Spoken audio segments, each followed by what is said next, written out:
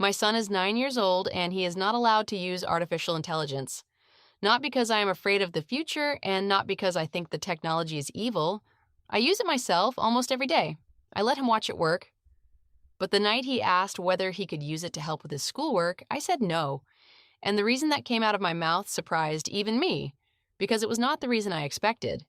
I told him the machine could give him the answer, but it could not give him the thing that only comes from not having the answer yet. And in that moment, I understood something about the house I grew up in that I had never been able to put into words. There was a belief in that house so deep that no one ever said it aloud, which is that a person is built by the things they are made to do without help. And I am watching an entire generation be handed a machine that removes, gently and invisibly, the exact struggle that was quietly building them into who they were meant to become. If you have ever watched a child reach for the easy answer and felt something tighten in your chest that you couldn't quite explain, then you already understand what this video is really about. And it is not about technology at all. It is about what happens to a mind that never has to sit in the discomfort of not knowing. So stay with me, because the thing I want to show you is not a rule about screens. It is a way of seeing what those formative years are actually for, and once you see it, you cannot unsee it. And you will never look at a child reaching for a shortcut the same way again. Let me be honest about what this is and what it isn't, because I don't want to waste the trust you gave me by clicking. I am not a neuroscientist, and I am not going to tell you that scientists have proven artificial intelligence damages a child's brain, because they haven't. And anyone who tells you the research is settled is selling you fear. The technology is too new, and the honest truth is that nobody yet knows the long-term effects with any certainty. What I am going to give you instead is something older and I think more useful than a study, which is a way of thinking about childhood that my culture has held for a very long time, and a specific worry that follows from it, told through my own family and my own son. And I want to be clear from the start that I am describing my family and the values I was raised inside, not a billion people who are as different from each other as any group on Earth. This is one mother's considered stance, not a rule handed down from a nation. Here is the belief, as plainly as I can say it. In the tradition I grew up in, a child is not considered to be someone who has knowledge. A child is considered to be someone who is becoming capable of getting knowledge. Those are two completely different things, and the difference is the entire subject of this video. If you think a child's education is about filling them with correct answers, then a machine that produces correct answers instantly looks like the greatest educational tool ever invented, and you would be a fool not to hand it to them. But if you believe, as my parents did, that a child's education is really about slowly building the internal machinery that produces answers, then a device that hands over finished answers is not a tool at all. It is a beautiful, frictionless way to make sure that machinery never gets built. And the tragedy is that it looks like help. It looks exactly like help right up until the moment you realize the child has arrived at 14 or 20 or 30 with a head full of answers they were given and no idea how to generate a single one of their own. Now watch how this connects to something I have talked about before, because this is where the real argument lives. The most important thing a child can develop is not intelligence and it is not knowledge. It is the capacity to stay inside a hard problem that has not yet been solved. To sit in the discomfort of not knowing long enough for the mind to do the slow, invisible work of finding a way through. Every meaningful act of thinking a human being will ever do, from solving an equation to repairing a relationship to making a difficult decision, depends on that one capacity, the willingness to remain in the unresolved. And that capacity is not born in a child, it is built slowly through thousands of small experiences of facing something hard, wanting to quit, and staying anyway until it yields. Struggle is not the obstacle to learning. Struggle is the thing itself. The difficulty is not in the way of the lesson. The difficulty is the lesson. And this is precisely what artificial intelligence used at the wrong age quietly removes, not the answer.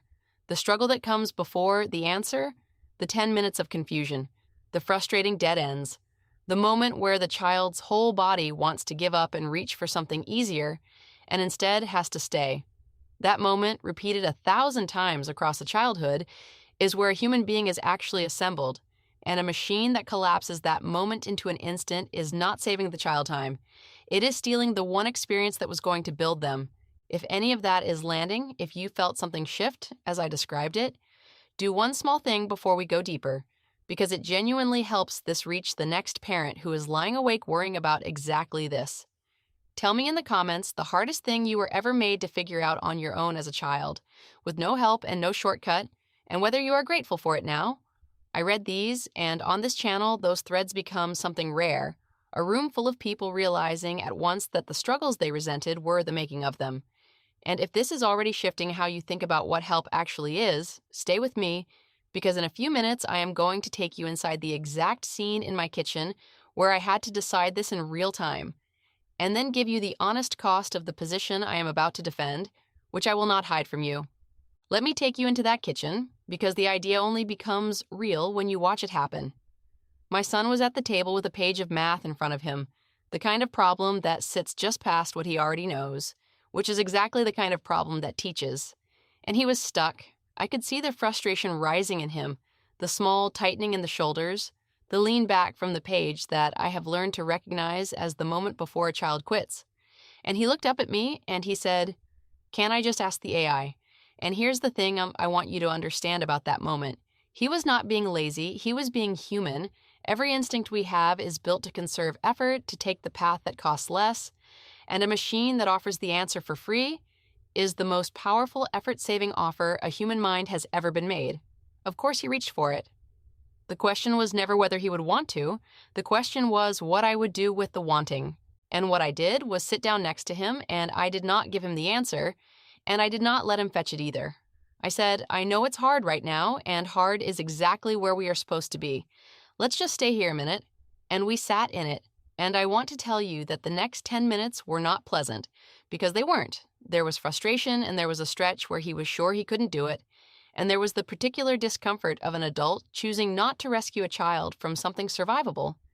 But then something happened that happens every time if you can hold the space long enough. He found a thread, a small one. He tried something and it was wrong, and he tried something else and it was less wrong.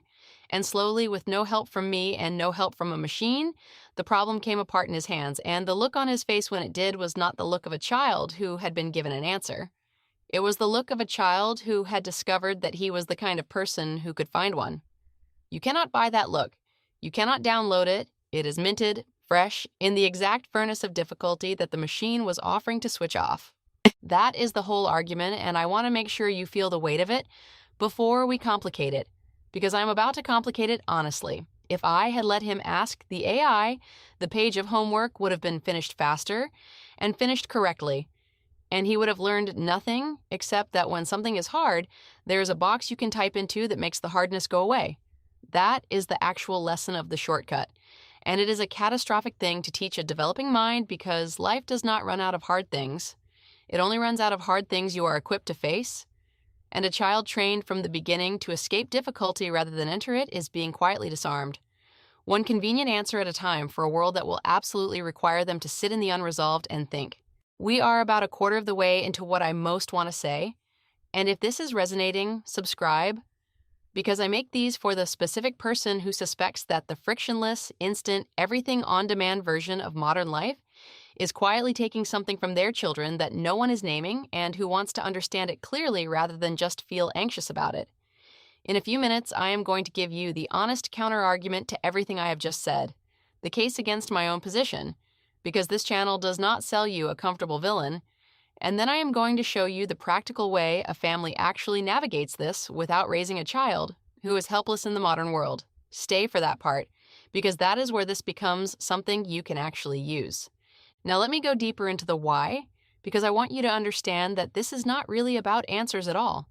It is about the person a child becomes through the process of earning them.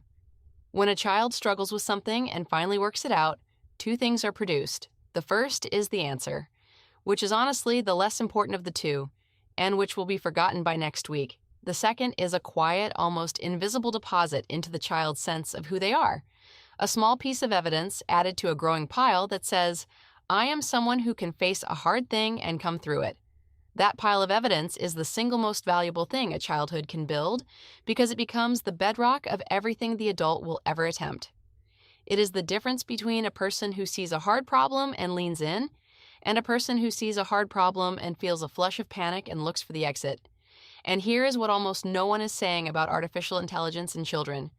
It does not just hand over the answer, it intercepts the deposit, Every time the child reaches for the machine instead of into themselves, the answer arrives, but the evidence does not, and the pile that was supposed to be growing into the foundation of a capable adult simply never accumulates. The child ends up rich in answers and bankrupt in the one belief that actually matters, which is the earned, unshakable knowledge that they can do hard things. And you cannot give a child that belief with words. This is the part that Western parenting advice, with all its emphasis on praise and encouragement and building self-esteem, gets exactly backwards. You cannot tell a child they are capable and expect them to believe it. Confidence built on praise is hollow because the child knows at some level that the praise would come regardless. The only confidence that holds under pressure is confidence built on evidence, on the memory of 100 occasions where something was genuinely too hard and the child did it anyway. That is why the struggle cannot be skipped. The struggle is not a regrettable inefficiency on the way to the answer. The struggle is the factory where the self is manufactured. And a machine that removes the struggle is not a shortcut to the answer. It is a permanent detour around the self.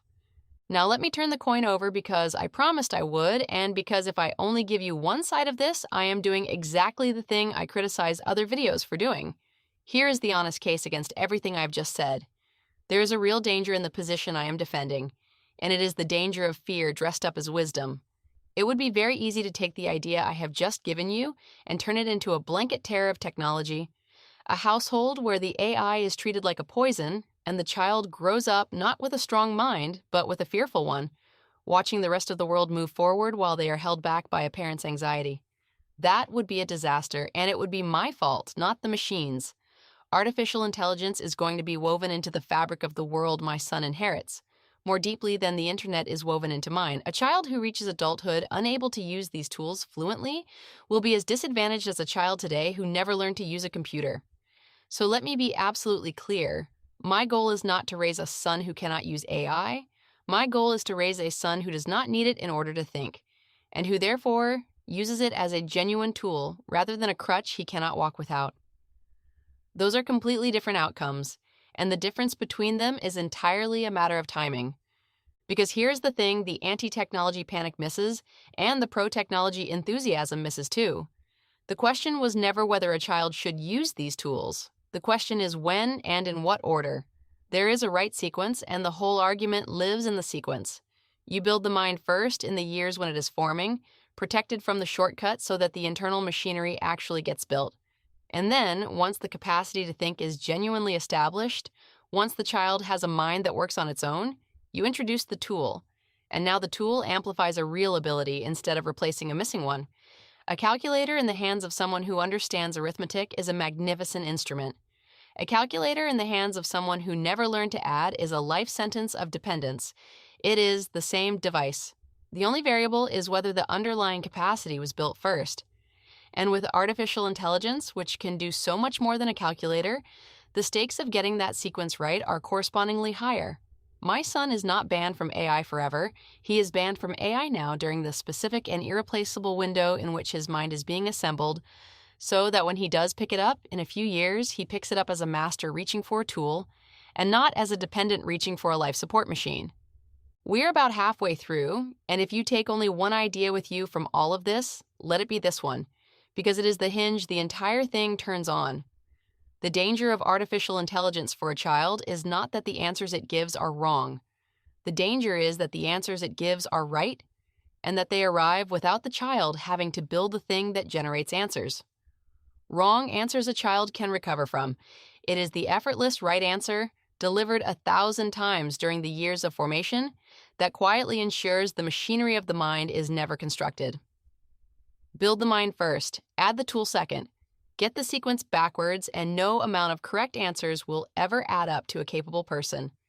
If that reframe just rearranged something for you, share this video with the one parent you know who is agonizing over screens and technology and doesn't have the words for what they're actually afraid of, because this gives them the words, and it can reach them in 20 minutes instead of the years it took me to find them. That is the whole reason a channel like this can exist. So let me get concrete about how a family actually does this, because a philosophy you cannot practice on a Tuesday evening is just a decoration, and I want to leave you with something you can use, not just something you can nod along to. The way we handle this in my house comes down to a few principles, and the first is that the rule in our home is not never. The rule is not yet. This is a crucial distinction, and it changes the entire emotional texture of the thing. When my son asks to use the AI and I say no, I do not say it as a permanent prohibition handed down from on high, which would only make the tool more forbidden and more desirable, and would teach him nothing. I say it as a sequence. I tell him plainly that there is an order to these things, that first he builds the muscle and then he gets the machine, and that the machine will still be there, better than ever, when his mind is ready to command it rather than be commanded by it. A child can accept not yet in a way they cannot accept never, because not yet respects them. It treats them as someone on a path rather than someone being denied. The second principle is that I let him watch me use it, and I narrate what I am doing while I do it. This matters more than it sounds. I do not hide the technology and treat it as a shameful thing, because that would teach fear, and fear is not what I am after. Instead, when I use AI for my own work, I let him see, and I say things out loud like, I am using this to check something I already understand, or I am using this to do the boring part faster so I can spend my time on the part that actually requires thinking. I am showing him in real time what it looks like to be the master of the tool, rather than its servant. I am modeling the relationship I want him to have with it eventually, which is the relationship of a capable person who reaches for a machine to extend an ability they already possess, and not the relationship of a helpless person who reaches for a machine to supply an ability they never built. He is learning the sequence by watching me live it. The third principle, and the one I think matters most, is that I protect the struggle rather than the answer. Most parents, when they help with homework, are focused on whether the answer is right. I am focused on whether the struggle is happening. If my son is genuinely wrestling with something, I will do almost anything to keep that wrestling going and almost nothing to end it, because the wrestling is the whole point and the answer is just the byproduct. I will sit with him. I will ask him a question that nudges him one small step rather than carrying him the whole way. I will let him be frustrated, and I will stay calm while he is, because a child borrows his sense of whether difficulty is dangerous from the adult beside him, and if I remain unbothered by his struggle, he slowly learns to remain unbothered by it too. What I will not do is make the hard thing disappear, whether with my own answer or with a machine's, because the disappearance of the hard thing is the disappearance of the entire lesson. I am not there to remove the difficulty. I am there to make the difficulty survivable so that he learns he can survive it, which is a thing he can only learn by actually surviving it. There is a deeper current running under all of this, and I don't want to leave it unspoken because it is the real reason this matters to me far beyond homework or test scores. What a family is really doing when it protects a child's struggle in an age of instant answers is teaching that child a specific relationship with effort and time that the entire modern world is now engineered to destroy.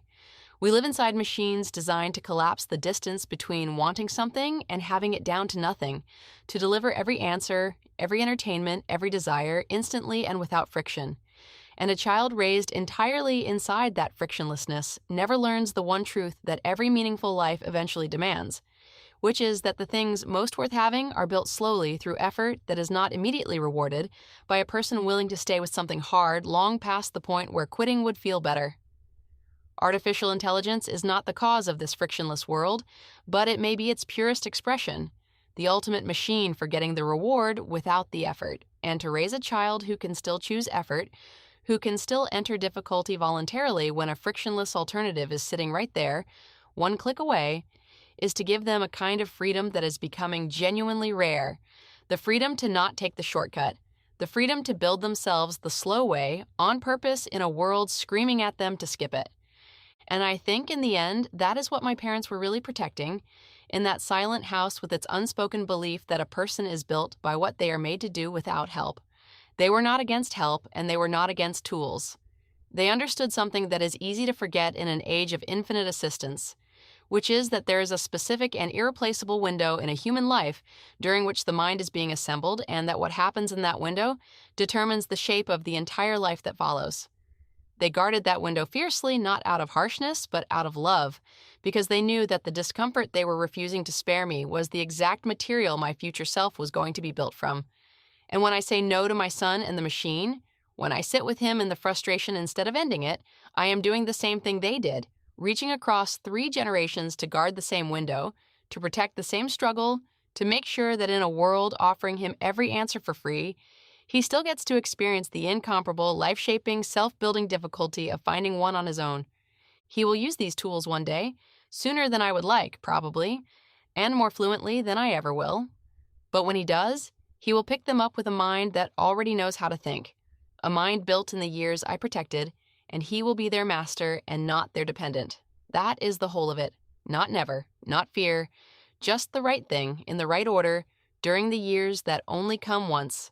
Build the mind first. The machine can wait. The child cannot. If this video shifted something in the way you see artificial intelligence and the quiet things it might be taking from our children, share it with someone who needs to hear it. And if you want more on how the world's wisest cultures quietly build stronger, steadier, more capable human minds, subscribe. There's a lot more coming. See you in the next one.